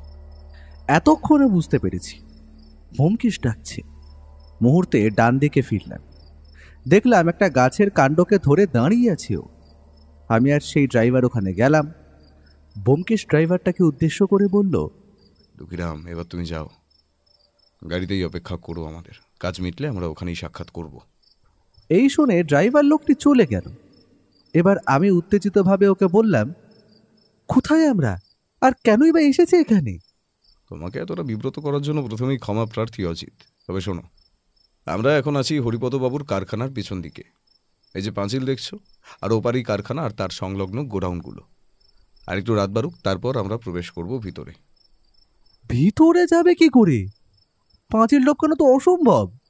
আর কি দেখতে বা তুমি যাবে ভেতরে? পাঁচিল টপকাতে হবে না হে ভাইয়া, একটা জায়গায় পাঁচিল বেশ খানিকটা ভাঙা, ওখান দিয়ে দুজনে সহজেই পার হয়ে ভেতরে ঢুকে যেতে পারবো। সে না হয় হলো, কিন্তু কি করবে ভেতরে গিয়ে? অনেকগুলো জিনিসই তো দেখার আছে, কিন্তু রাতের বেলা যে কতটা কি করতে পারবো তা জানি না। তাহলে এই অসময়ে এই ভুতুরে জায়গায় এসে লাভটা কি হলো তা বলবে আমায়? লাভ আছে অজিত, লাভ আছে। আমার মন বলছে আজকে এই রাত্রেই এখানে কিছু একটা ঘটবে, যেটা অভিপ্রেত নয়। এই বলে ব্যোমকেশ থামল। আমিও আর কিছু জিজ্ঞেস করলাম না। রাত বাড়তে থাকলো। বেশ কয়েকটা সিগারেটের ধোঁয়া উড়িয়ে ব্যোমকেশ হঠাৎ বলে উঠল, চলো এবার এগোনো যাক। আমরা দুজন হাঁটতে শুরু করলাম, ব্যোমকেশ আগে, আমি তার পিছনে। মিনিট খানেকের মধ্যেই আমরা সেই উদ্দিষ্ট ভাঙা পাঁচিলের জায়গাটায় পৌঁছালাম। সেখান দিয়ে ভেতরে প্রবেশ করার পরে দেখলাম ঘুটঘুটে অন্ধকার। ব্যোমকেশ আমায় উদ্দেশ্য করে বলে উঠল, সাবধানে এসো অজিত, আমাকে অনুসরণ করো। আমি বাধ্য ছেলের মতো তাকে অনুসরণ করতে লাগলাম। ইতিমধ্যে ব্যোমকেশ আমার থেকে নিচের রিভলভারটা নিয়ে নিয়েছে। কিছুটা এগিয়ে আমরা একটা গাছের আড়ালে আশ্রয় নিলাম। এরপর যেন শুরু হলো এক অন্তহীন অপেক্ষা। দুজনেই চুপ। আস্তে আস্তে আমার চোখ যেন বন্ধ হয়ে আসছিল ঘুমে। এমন সময় শোনা গেল একটা পায়ের শব্দ, কেউ একটা আসছে। আমি সজাগ হয়ে উঠলাম। ও তো দেখলাম তৈরি। কিছু সময়ের মধ্যেই দেখলাম একটা লোক। সে ধীরে ধীরে অতি সন্তর্পণে এগোচ্ছে একটা নির্দিষ্ট গোডাউনের দিকে। কে লোক? ব্যোমকেশকে চাপা সরে বললাম, কে এটা? এখন কোনো কথা নয়। দেখলাম লোকটা একটা নির্দিষ্ট গোডাউনের কাছে পৌঁছেছে। ঠিক সেই মুহূর্তেই হঠাৎ লাফ দিল ভায়া। শটান দাঁড়ালো লোকটার মুখোমুখি হয়ে। লোকটা ততক্ষণে আঁচ করতে পেরেছে যে পরিস্থিতি বেগতিক। সে ব্যোমকেশকে একটা লাথি মারার চেষ্টা করলো, কিন্তু পারল না। ব্যোমকেশ ততক্ষণে তাকে জাপটে ধরেছে। কিন্তু লোকটাও যেন দমে যাওয়ার পাত্র নয়। সেও অন্য হাতে বের করলো একটা ছুরি। এই দেখে আত্মারাম খাঁচা ছাড়া হয়ে গেল আমার। আমি কেমন যেন একটা ঘোরের মধ্যে চলে গেছিলাম ঘটনা প্রবাহের আকস্মিকতায়। কিন্তু মুহূর্তে সেটা কাটিয়ে উঠে একটা আদলা ইট তুলে নিলাম ওই লোকটাকে মারার জন্য। কিন্তু তার আগেই সে নিজের হাতের ছুরিটা গেঁথে দিল ব্যোমকেশের ডান কাঁধে। ব্যোমকেশ যন্ত্রণায় চিৎকার করে উঠল আর লুটিয়ে পড়ল। লোকটা তখন মুক্ত, সে প্রাণপণে দৌড় লাগাইছে। আমি ততক্ষণে হাতের ইটটা ফেলে ওকে ধরতে যাচ্ছি।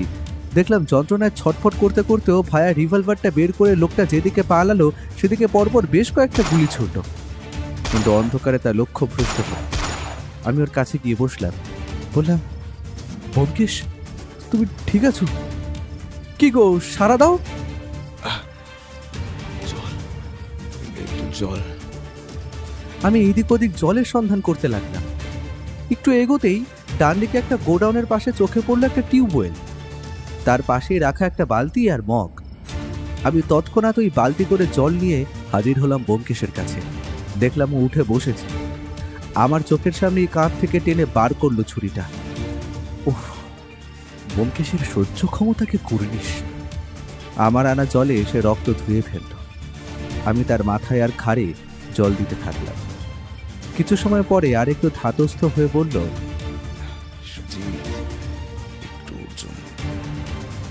চলে গেল, যাবে আর কোথায়, ধরা সে পড়বে। শান্ত হও, শান্ত হও, চলো আগে গাড়ির কাছে চলো। এই বলে আমি ওকে ধরে ধরে গাড়ির কাছে নিয়ে যেতে লাগলাম। তখনও গড়াতে থাকা রক্তে ভিজে যাচ্ছে তার পোশাক, তবুও ভায়ার যেন সেই নিয়ে কোনো মাথা ব্যথাই নেই। ট্যাক্সির কাছে পৌঁছতেই ব্যোমকেশের অবস্থা দেখে অবাক হলো ট্যাক্সি ড্রাইভার। সে বলল, কি হলো ব্যোমকেশ দা?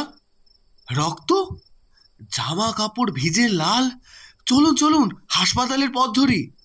আমি এই প্রস্তাবে সম্মতি জানাতে যাব এমন সময় ব্যোমকেশ বলল, না, বাড়ি নিয়ে চলো দুঃখীরাম।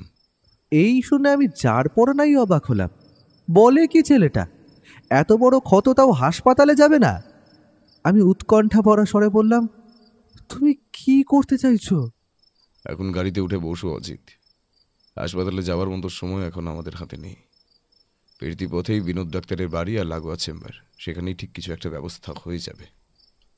এর উপর আমি আর কিছু বলতে পারলাম না। গাড়িতে উঠে বসলাম। গাড়ি ছুটতে শুরু করলো। মাঝপথে ভায়ার মুখ থেকে আর একটাও কথা বের হলো না। প্রায় 25 মিনিট পরে গাড়ি থামলো বিনোদ ডাক্তারের বাড়ির সামনে। বার দুয়েক ডাকাডাকি করতেই ডাক্তার দরজা খুললেন। ব্যোমকেশের অবস্থা দেখে তিনিও হতবাক। কিছু জিজ্ঞেস করার আগেই তিনি চিকিৎসার কাজটা শুরু করলেন। ব্যক্তির হাত যে চিকিৎসা শাস্ত্রে পাকা তা বলতেই হয়। ওর এক ওষুধেই মাত্র 10 মিনিটে বন্ধ হলো রক্ত। ব্যোমকেশ তখন রোগীদের শোয়ানোর খাটে এলিয়ে আছে। এরপর দক্ষ হাতে ক্ষত ব্যান্ডেজ করলেন ডাক্তারবাবু। বেশ গভীর ক্ষত। টিটেনাস দিলেন একটু পরেই। ডাক্তারবাবুর স্ত্রীও ইতিমধ্যে জেগে উঠেছেন। ব্যোমকেশের অবস্থা দেখে তিনিও সন্ত্রস্ত। ব্যোমকেশ যাতে দ্রুত শক্তি ফিরে পেতে পারে তাই ডাক্তারবাবুর স্ত্রী গরম চা আর স্যুপ করে আনলেন তার জন্য। আমাকে আর দুঃখীরামকেও চা দিলেন তিনি। প্রায় ঘন্টা দেড়েক পর থেকে ব্যোমকেশ যেন কিছুটা চাঙ্গা বোধ করতে থাকলো। হঠাৎ করে এসে বলে উঠল, ডাক্তারবাবু, আপনার বাড়ির টেলিফোনটা কোথায়? আমাকে এক্ষুনি একটা দরকারি ফোন করতে হবে। এই অবস্থায় ব্যোমকেশের এহেন প্রস্তাবে ডাক্তারবাবু অবাক হলেন, আর সেটাই স্বাভাবিক। কিন্তু ব্যোমকেশ দমে যাওয়ার পাত্র নয়। সে জানালো যে সে এখন প্রায় সম্পূর্ণ সুস্থ। ওষুধের প্রভাবে ব্যথাও নেই এখন। তাকে নাকি এই টেলিফোনটা করতেই হবে। অগত্যা ডাক্তারবাবু ইশারায় দেখালেন কোথায় টেলিফোন। ব্যোমকেশ নিজেই হেঁটে হেঁটে টেলিফোনের দিকে গেল। ভেতরে বসার ঘরে টেলিফোন। ওর গলা শুনতে পেলাম। হালদারবাবুকে ফোন করেছে ও। কি কথা হলো তা স্পষ্ট অবশ্য শোনা গেল না। মিনিট 5 মধ্যেই ও ফিরল। ফিরেই বলল, ডাক্তারবাবু, আপনাকে অনেক অনেক ধন্যবাদ। এত রাতে আজ আপনাকে না পেরে হয়তো বড় ধরনের সমস্যায় পড়তে হতো আমাকে। আর কাকিমা, এত রাতেও যে আপনি আমাকে এতটা যত্ন করলেন তার জন্য আমরা অত্যন্ত কৃতজ্ঞ সবাই। এই বলে ডাক্তার দম্পতিকে বিদায় জানিয়ে আমরা বের হলাম বাড়ির উদ্দেশ্যে। বাড়ির সামনে নেমে ব্যোমকেশ বলল, দুঃখীরাম, তুমি এখানেই অপেক্ষা করো। আমরা পোশাক বদলে আবার বেরোবো 8 ঘন্টার মধ্যে। ব্যোমকেশের এই কথায় আমার আবার চমকে ওঠার পালা। বলে কি, এখনই আবার বেরোবে? ভোর 4টের সময়? এই কি ব্যাপার, কি আবার কোথায় বেরোবে বলছো গো?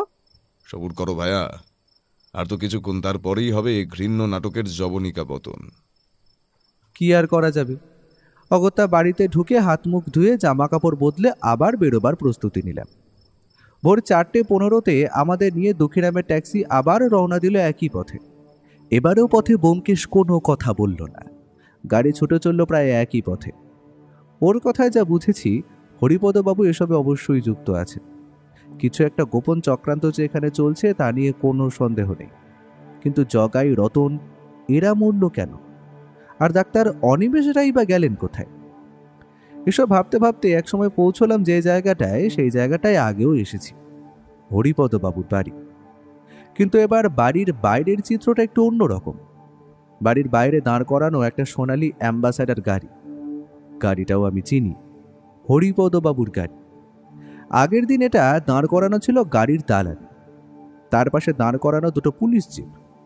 হচ্ছেটা কি এখানে? এত পুলিশ কেন? ভায়াকে সে কথা জিজ্ঞেস করতে সে আবারও চুপ। শুধু গাড়ি থামার পরে ধীরে ধীরে নেমে বাড়ির ভেতরে গেল। আমি ওকে অনুসরণ করলাম।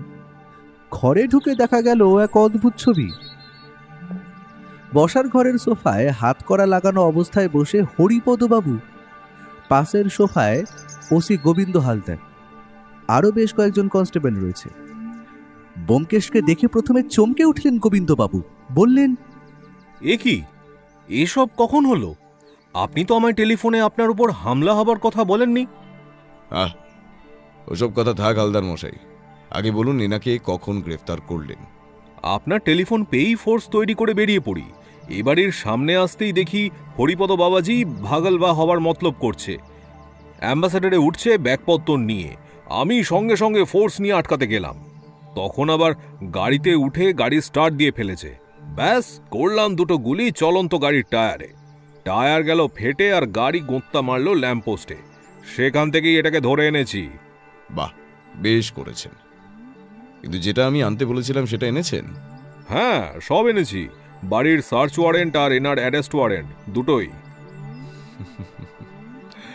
আহা, বাড়ি সার্চ করা হয়ে যাওয়ার পরে তো ওনাকে অ্যারেস্ট করতে পারতেন। এবার যদি বাড়ি সার্চ করে যেটা চাইছি সেটা না পাই? আপনার উপর আমার 2000% বিশ্বাস আছে ব্যোমকেশ বাবু। আপনি যখন একবার বলেছেন এ বাড়িতেই রয়েছে একটা বড় প্রমাণ, তখনই আমি জানি আমাদের খালি হাতে অপদস্থ হয়ে বাড়ি ফিরতে হবে না। হরিপদবাবু এতক্ষণ চুপ ছিলেন, কিন্তু এবার যেন গর্জে উঠে বললেন, এই টিকটিকি, কি ভেবেছিস কি তুই পয়সার পুলিশ এনে আমায় হেনস্থা করবি? তুই জানিস না তুই কি করছিস? চুপ, একদম চুপ। একটা আওয়াজও যেন মুখ দিয়ে বের না হয়। হরিপদবাবু, আপনার শরীরে কি মানুষের চামড়া একটুও নেই? হ্যাঁ, আপনার চামড়াকে পশুর চামড়া বলা মানে তো পশুগুলোর অপমান। আপনি যা করেছেন তা আর কিছু সময়ের মধ্যেই সর্বসমক্ষে আসবে। তারপর দেখবেন আমি কি করতে পারি আর আমি কি করেছি। ব্যোমকেশ এমনিতে খুব শান্ত, কিন্তু ও যখন রেগে যায় তখন ওর মুখ থেকে বেরোনো এক একটা কথা যেন এক একটা তীক্ষ্ণ তীর। আর আজ সেই তীরের ফলাতেই যেন বিদ্ধ হরিপদ ঘোষ। আর একটাও কথা না বলে ব্যোমকেশ ওই ঘরেরই একটা নির্দিষ্ট ড্রয়ার খুলল, আর সেখান থেকে বার করলো একটা ছোট্ট বাটি। তাতে রাখা নানা প্রকার নানা ধাতুর আংটি। তার মধ্যে থেকেই একটা তুলে নিল ব্যোমকেশ আর দিয়ে দিল গোবিন্দবাবুর হাতে। দেখলাম সোনার আংটিতে বড় বড় অক্ষরে লেখা AR। ব্যোমকেশ বলল, এই নিন ওসি, আপনার সবচেয়ে বড় প্রমাণ, ডাক্তার অনিমেষ রায়ের আংটি। গ্রেফতার করে নিয়ে যাওয়া হলো হরিপদবাবুকে। ওসি গোবিন্দ হালদারকে ব্যোমকেশ বলল, আজ বিকেলে আপনার থানার বৈঠকখানায় সবাইকে ডেকে পাঠানোর কথাটা মনে আছে তো মশাই? হ্যাঁ ব্যোমকেশ বাবু, সব মনে আছে। এরপর আমি আর ব্যোমকেশ ফিরতি পথ ধরলাম দক্ষিণামের ট্যাক্সিতে। আমার মনে কিলবিল করছে অজস্র প্রশ্ন, কিন্তু জানি ব্যোমকেশ এখন আমাকে কিছুই খুলে বলবে না। তবু সাহস করে জিজ্ঞেস করলাম, ব্যোমকেশ, তুমি যে বললে অপরাধী একাধিক, তাহলে বাকিদের কি হবে? ব্যোমকেশ আমার কথায় হাসতে শুরু করলো, তারপর বলল, যে সময় হরিপদবাবুকে গ্রেফতার করতে পুলিশ বেরিয়েছে, ঠিক সেই সময়ে আরো দুটি পুলিশি দল বেরিয়েছিল বাকিদের অ্যারেস্ট করতে। কাকে ধরতে গো? মতিকে? তুমি আংশিক ঠিক, তবে মতি একা নয়, সঙ্গে আরো একজন আছে। আরো একজন? সে কে? ব্যোমকেশ আবার একটু মুচকি হাসল, তারপর বলল, রঞ্জিত। আমি চমকিত হলাম। কারণ আমার কোনো সন্দেহের মধ্যেই আসেনি রঞ্জিত। আমি ওকে বললাম, কি করে বুঝলে এরাও আছে হরিপদবাবুর সাথে? বড্ড ঘুম পাচ্ছে, দাঁড়াও একটু ঘুমিয়ে নি গাড়িতেই। বুঝলাম অনেক হয়ে গেছে। সত্যান্বেষীর মুখ আমাকে কেসের জটিল মোড়গুলো বোঝানোর জন্য এখন আর খুলবে না। এবার সেই বিকেল হওয়ার প্রতীক্ষা। বিকেলবেলায় গোবিন্দবাবুর থানায় উপস্থিত হয়েছে অনেকে। আমি, ব্যোমকেশ, হরেন, পটা, জগাইয়ের স্ত্রী, পুত্র আর ভাই, ডাক্তার অনিমেষ রায়ের স্ত্রী ও মেয়ে, রতনের বাবা মা আর ওসি সাহেব নিজে। ব্যোমকেশ শুরু করল। আপনারা সকলেই এই বিষয়ে অবগত যে আমরা কেন আজ এখানে জড়ো হয়েছি। দুদিন আগে রাত্রিবেলায় হরিপদবাবুর কারখানায় হঠাৎই আগুন লেগে যায়। হরেন এবং পটার যুগলবন্দিতে খবর জানানো হয় দমকল অফিসে। সেখান থেকে দমকল কর্মীরা আসে এবং পার্শ্ববর্তী থানা থেকে আসে পুলিশ। আগুন কিছুটা নিয়ন্ত্রণে এলে সেই আগুনের মধ্যে থেকে পাওয়া যায় দুটো অদ্ভুত জিনিস। প্রথমটি একটি কাটা হাতের অংশ, আর দ্বিতীয়টি হলো একটি লাশ। হ্যাঁ, জগাইয়ের মৃতদেহ। প্রথম দেখায় সেখানে উপস্থিত কারখানার সকলেই দাবি করেন কাটা হাতের অংশটা রতন নামের এক কর্মচারীর, কারণ না, রতনকে সন্ধ্যের পর থেকে আর কেউ দেখেনি। একটা লাশ ও একটি হাতের কাটা অংশ দেখে ইন্সপেক্টর গোবিন্দবাবুর সন্দেহ হয় ব্যাপারটা শুধু অগ্নিকাণ্ডই সীমাবদ্ধ নয়, বরং এর পেছনে অন্য কোনো ঘটনা রয়েছে। তাই পরের দিন সকাল হতেই তিনি আমার কাছে আসেন, আর মুখে কেসের সমস্তটা শোনার পর আমি ঘটনাস্থল দেখতে সেই কারখানায় উপস্থিত হই। সেদিন কারখানায় এসে আমি তিনটে গুরুত্বপূর্ণ সূত্র আবিষ্কার করি। প্রথমটা হলো একটা গলিত সোনার টুকরো, দ্বিতীয় হলো কেরোসিন এবং ক্লোরোফর্মের একটা মৃদু গন্ধ, আর তৃতীয়টা হলো দুটো বন্ধ গোডাউন যেগুলো থেকে বিচ্ছিরি গন্ধ বের হচ্ছে। তখনও কেসটা যে কোন দিকে এগোচ্ছে সে নিয়ে আমার ধারণা তৈরি হয়নি। আমি গোবিন্দবাবুকে নিয়ে কারখানা সম্পর্কিত হরিপদবাবুর ইন্স্যুরেন্সের খোঁজ করাই, কিন্তু পরবর্তী ঘটনাক্রমে আমার ধারণা হয় যে রতন নামের যে কর্মীটিকে খুঁজে পাওয়া যাচ্ছে না, তাকে আগুনে পুড়িয়ে ফেলা হয়েছে সম্পূর্ণরূপে, আর তাকে অজ্ঞান করতে ক্লোরোফর্ম আর আগুন ধরানোর জন্য কেরোসিনের ব্যবহার করা হয়েছে। এবার যদি বলি জগাইয়ের মৃত্যুর কথা, তখন সে বিষয়ে আমি ভেবেছিলাম যে রতনকে আগুনে ঠেলতে গিয়ে সে কোনোভাবে নিজেও আগুনের কবলে চলে এসেছে। কিন্তু কেন? কারখানার মালিক হরিপদবাবুর খাস লোক ছিল জগাই। বলা যায় যে হরিপদবাবুর ডান হাত। কিন্তু হরিপদবাবু জগাইকে দিয়ে কাজটা করালেন কেন? এই সকল প্রশ্নগুলো মাথায় ঘুরছিল। এমনই সময় পরের দিন খবরের কাগজে একটা খবর চোখে পড়ে, ডাক্তার অনিমেষ রায় নিখোঁজ হয়ে যাবার খবর। আমার খটকাটা লাগলো এই জায়গায় যে হরিপদবাবুর কারখানা আর ডক্টর অনিমেষ রায়ের চেম্বারের মধ্যে দূরত্ব অতি সামান্য।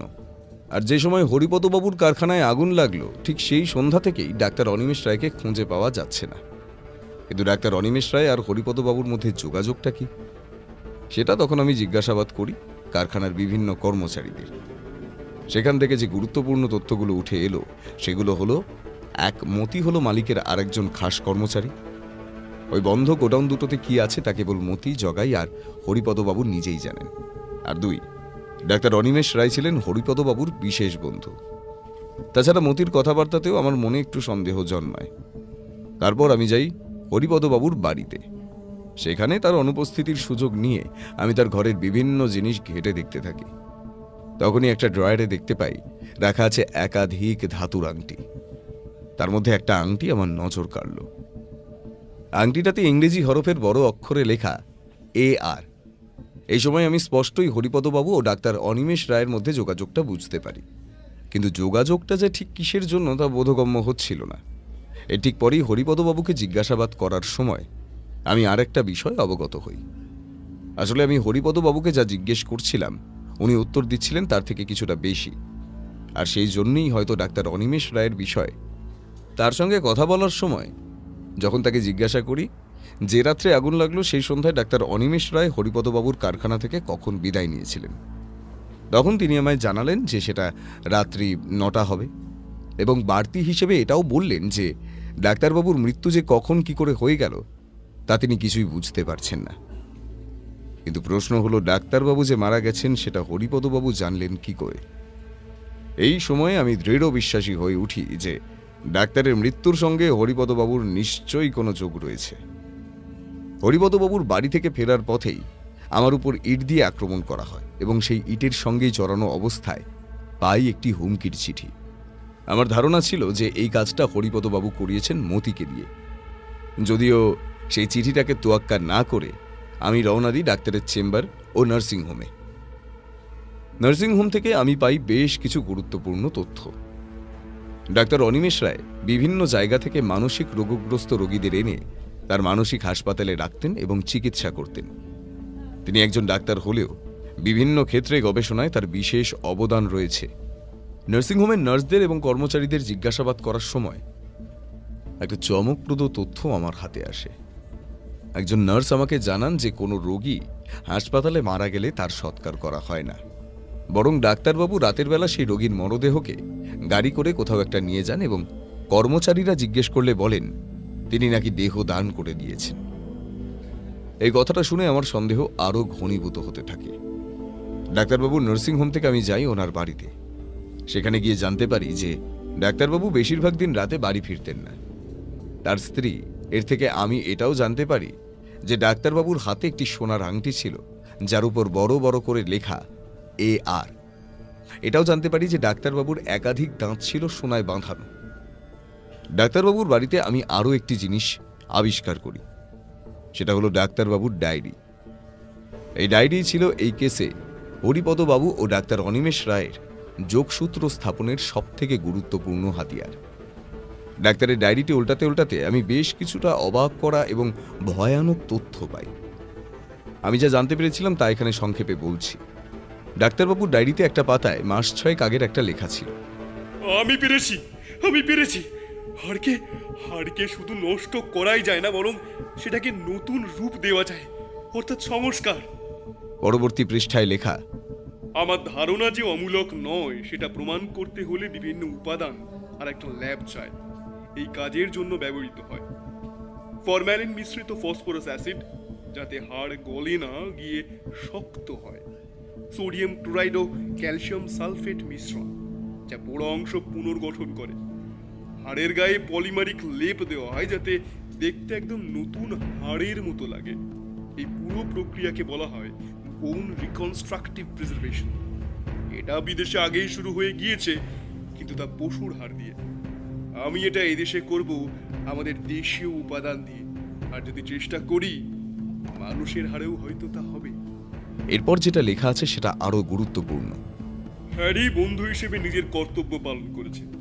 সে নিজের কারখানার একটা অংশে আমাকে ল্যাব করতে দেবে, এমনকি তার ফ্যাক্টরি থেকে অ্যাসিড আর অন্য মালপত্র দেবে। এরপর বেশ কিছুদিন কোনো এন্ট্রি ছিল না। এরপর মাস 4 আগের একটা এন্ট্রি। Harry is a very business minded. ও আমার আবিষ্কারটাকে ব্যবসার কাজে লাগাতে চাইছে। বুঝে উঠতে পারছি না কি করব। ও চায় সংস্কার করা মানব হাড় বিদেশের ল্যাবে বিক্রি করতে। এর পরের এন্ট্রিতে লেখা, হাড়ের ব্যবসা সত্যি লাভজনক। হ্যারির বুদ্ধিতে মনে হয় একটা বিরাট রোজগারের রাস্তা খুলে গেল। এরপর লেখা ছিল বেশ কিছু হিসেব। টাইগার 40,000 টাকা 100টা হাড়, জেরি 31,000 টাকা 82টা হাড়, এরকমই আরো অন্যান্য। আমার মনে তৎক্ষণাৎ আরেকটা দিক খুলে গেল হিসেবের অংশে লেখা এই প্রথম নামটা দেখে। টাইগার, এটা যে একটা ছদ্মনাম সেটা বুঝতে আমার অসুবিধা হয়নি। এই নামটা দেখে গত সপ্তাহের একটা খবর আমার মনে পড়ে যায়। খবরটা ছিল অনেকটা এইরকম। অনেক মানুষের হাড়সহ মুম্বাই থেকে আরব সাগরের পথে বিলেত পালানোর চেষ্টা করার সময় গ্রেপ্তার শার্দুল কুমার ঝা নামের এক ব্যক্তি। যদিও গ্রেপ্তার হওয়ার সঙ্গে সঙ্গে পটাশিয়াম সায়ানাইড খেয়ে আত্মহত্যা করেছেন তিনি। পুলিশ এখনও এই মামলার কোনো কিনারা করতে পারেনি, তবে অনুমান করা হচ্ছে এই ব্যক্তির সঙ্গে বাংলার যোগ রয়েছে। এরপর এই শার্দুল যে ডাক্তারের খাতায় টাইগার, সে বিষয়ে আর কোনো সন্দেহ আমার ছিল না। এরপর ডাক্তারের শেষ এন্ট্রি। হ্যারি আমার অংশ ঠিক করে আমায় দিচ্ছে না। ওর সাথে এই ব্যবসায়িক সম্পর্ক ছিন্ন করে দিতে হবে মনে হচ্ছে। এরপর আমার কাছে গোটা ব্যাপারটা জলের মতো স্পষ্ট হয়ে যায়। হরিপদবাবু ও ডাক্তার অনিমেষ রায় মিলে মৃতদেহের হাড় নিয়ে যে ঘৃণ্য ব্যবসা শুরু করেছিলেন তা থেকে বেরিয়ে আসতে চেয়েছিলেন অনিমেষবাবু। আর সেই জন্যই হয়তো হরিপদবাবুর চক্রান্তে তাকে মরতে হয়েছে। আর আমি যে গলিত সোনার টুকরো পেয়েছি সেটা আর কিছু নয়, ডাক্তারবাবুর দাঁত। কিন্তু এই কাজে হরিপদবাবুকে সাহায্য করল কে? ডাক্তারবাবুর বাড়ি থেকে আমি গতকাল সন্ধ্যায় গিয়েছিলাম জগাইয়ের বাড়িতে। সেখানে ডাক্তার অনিমেষ রায় প্রসঙ্গে কথা হতে হতে আমি জানতে পারি এই ডাক্তারবাবুই জগাইয়ের বাবাকে মৃত্যুর মুখ থেকে ফিরিয়ে এনেছেন একাধিকবার। তখন আমার কাছে আরও একটা বিষয় পরিষ্কার হয়। হরিপদবাবু খুব সম্ভবত জগাইকে দিয়েই ডাক্তারবাবুকে হত্যা করতে চেয়েছিলেন, কিন্তু জগাই তা করতে রাজি হয়নি। সেই জন্যই হয়তো জগাইকেও তিনি তার জন্মদিনের বাহানায় ডেকে এনে আগুনে পুড়িয়ে মেরেছেন। কিন্তু রতন, তার কি হলো? তারপর মনে পড়ল পটার একটা কথা। পটা বলেছিল যে সেই সন্ধ্যায় রতন একটা অদ্ভুত কথা বলে, যে এই কারখানায় তার সবকিছু ঠিকঠাক বলে মনে হচ্ছে না এবং সেই চাকরিটা ছেড়ে দিতে চায়। তখন আমার মনে হয় রতন হয়তো হরিপদবাবু আর ডাক্তারের এই গোপন ব্যবসার কোনো কথা জেনে ফেলেছিল, তাই সে বাকিদের এমন বলে। সেই সময় মতি বোঝে যে রতন তাদের গোপন কথা ফাঁস করে দিতে পারে, তাই রতনের কথা সে হরিপদবাবুকে জানায়। সেই সময় আমার মনে দৃঢ় বিশ্বাস হয়েছিল যে হরিপদবাবু একই রাত্রে এক ঢিলে একাধিক পাখি মারার জন্য মতিকে দিয়েই রতনকে হত্যা করিয়েছেন। যখন এই সন্দেহটা মনে এলো তখন মনে জাগলো দুটো প্রশ্ন। এক, রতনের দেহের বাকি অংশ গেল কোথায়, আর ডাক্তারের দেহেরই বা কি হলো? তারপর মনে হলো ডাক্তারবাবুর সেই অসাধারণ আবিষ্কারের কথা। হরিপদবাবু নিজেও ছিলেন কেমিস্ট্রিতে গোল্ড মেডেলিস্ট, তাই তার পক্ষে অনিমেষবাবুকে দেখে তার সেই পদ্ধতি আয়ত্ত করা এমন কিছু দুঃসাধ্য ছিল না। তাই তখন যে ভয়ঙ্কর সম্ভাবনার কথা মাথায় এলো তা অনেকটা এইরকম, যে ডাক্তারবাবু আর রতনকে একই রাতে হত্যা করা হয়। ডাক্তারবাবুকে হত্যা করা হয় আগে। সেই সময় হয়তো জগাই উপস্থিত ছিল না, বা থাকলেও মতি তাকে কোনো রকম বাধা তৈরি করতে দেয়নি।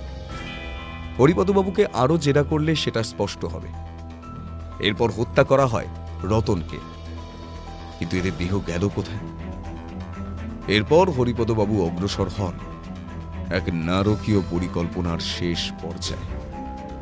রতন ও ডাক্তার অনিমেষ রায়ের দেহ গলিয়ে ফেলেন তিনি, এবং এদের হাড়কেও পাচার করার পরিকল্পনা করেন।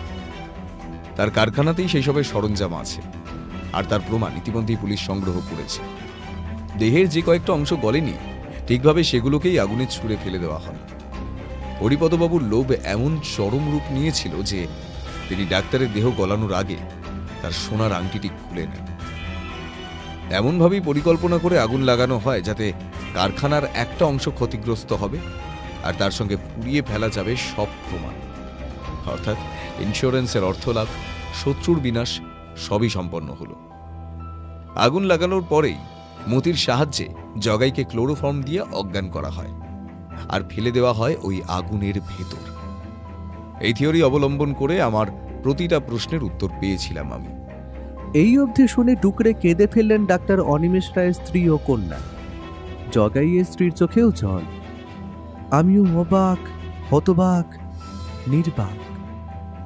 মানুষের অর্থ লালসা কতটা বেশি হয়ে গেলে সে এই পর্যায়ে নেমে আসে। একটু থেমে ব্যোমকেশ আবার বলল, ব্যাপার এখানেই সম্পূর্ণ শেষ নয়, আর একটু বাকি। দয়া করে আপনারা একটু শান্ত হন। একটা দীর্ঘশ্বাস ফেলে ব্যোমকেশ আবার বলতে থাকলো, আমি দ্বিতীয় দিনেই কারখানা থেকে পুলিশ পাহারা তুলিয়ে দিই ইচ্ছে করি, কারণ না আমার মনে হচ্ছিল কারখানায় গোপনীয় কিছু একটা আছে, তাই পাহারা তুলে দিলে ওখানে নিশ্চয়ই কিছু একটা ঘটবে। আর হলেও তাই। কালকে গভীর রাতে আমি আর অজিত লুকিয়ে ওই কারখানার সীমান্ত দিয়ে ভেতরে প্রবেশ করি, আর সেখানে দেখতে পাই একটা লোককে। তার শরীর কালো কাপড়ে ঢাকা, মুখ বোঝা যাচ্ছে না। সে এগিয়ে যাচ্ছে ওই বন্ধ গোডাউন দুটোর মধ্যে একটার দিকে। সেই সময় হয়তো আমি একটু হঠকারিতা করে ফেলি। আমি লোকটার উপর ঝাঁপিয়ে পড়তেই সে আমাকে ছুরি দিয়ে আঘাত করে। আমি প্রায় জ্ঞান হারাচ্ছিলাম, কিন্তু সে অবস্থাতেও আমি বুঝতে পারি লোকটা আর কেউ নয়, সে রঞ্জিত।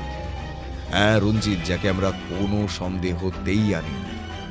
আমি তখন নিজের মনের কৌতূহল নিরসন করতে বলে উঠলাম, কিন্তু ব্যোমকেশ, তুমি কি করে বুঝলে যে লোকটা রঞ্জিত? ভালো প্রশ্ন অজিত। আমি লোকটাকে যখন জাপটে ধরেছিলাম তখন তার ডান হাতে আমি 5টা আঙুল ব্যতীত আরেকটি ক্ষুদ্র অতিরিক্ত আঙুলের উপস্থিতি খেয়াল করি, আর সেটাই ছিল সব থেকে বড় প্রমাণ। কারণ আমি রঞ্জিতকে জেরা করার সময় দেখেছিলাম যে তার ডান হাতে 6টা আঙুল আছে, রঞ্জিত আর মতিকেও আজ সকালে গ্রেফতার করা হয়েছে। রঞ্জিত স্বীকার করেছে সব কথা। সে হরিপদবাবুর ব্যবসা আর ডাক্তারবাবুর সঙ্গে তার যোগাযোগ সবটাই জানত। মতিকে জেরা করে জানা গেছে যে সে ব্যবসার কথা কিছুই জানত না। সে কেবল জানত যে ওই দুটো বন্ধ গোডাউনে মাঝে মাঝে মানব দেহের অবশেষ পড়ে থাকে। মালিক তাকে জানিয়েছিল যে শ্মশান থেকে আতপোড়া মরদেহ এনে সার তৈরির কাজে সেগুলোকে ব্যবহার করা হয়। এমনকি তাকে দায়িত্ব দিয়েছিল যাতে আর কেউ এই বিষয়টা টের না পায়। সেই জন্যই তাকে মাইনের সঙ্গে কিছু উপরি টাকাও দিতেন হরিপদবাবু।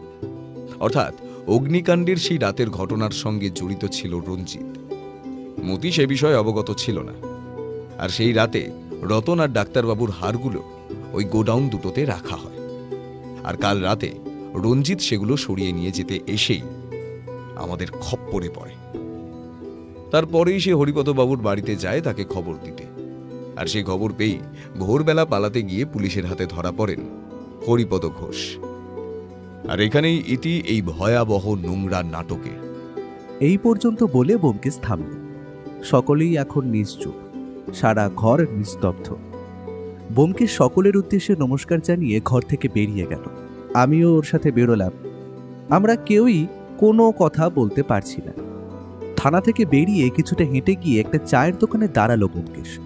একটা সিগারেট ধরিয়ে সে আমায় বলল, বুঝলে অজিত, ব্যবসা যখন মৃতদেহে হাত দেয় তখন মনে হয় মনুষ্যত্বটা যেন পশুত্বের থেকেও নিচে নেমে যাচ্ছে। আমি শুধু ওর কথাটা শুনলাম, প্রত্যুত্তরে আর কিছু বলতে পারলাম না। শুধু শরীর থেকে বেরিয়ে এলো একটা দীর্ঘশ্বাস। ব্যোমকেশ বলে চলল, ডাক্তারবাবু তার নার্সিংহোমে মৃত রোগীদের হাড় নিয়ে ব্যবসা করতেন। তবে আমরা এখনো এটা জানি না যে তিনি ব্যবসার স্বার্থে রোগীদের মারতেন কিনা। ভগবান একদিন সবার হিসেব করেন অজিত, সবার হিসেব করেন। আমি ভারাক্রান্ত মন নিয়ে ব্যোমকেশকে একটাই প্রশ্ন করলাম, আচ্ছা, এই বিজ্ঞানী কি একদিন মানব সভ্যতার পতনের সবচেয়ে বড় কারণ হয়ে দাঁড়াবে? এই প্রশ্নটা যে আগুনের থেকেও ভয়ঙ্কর ভায়া।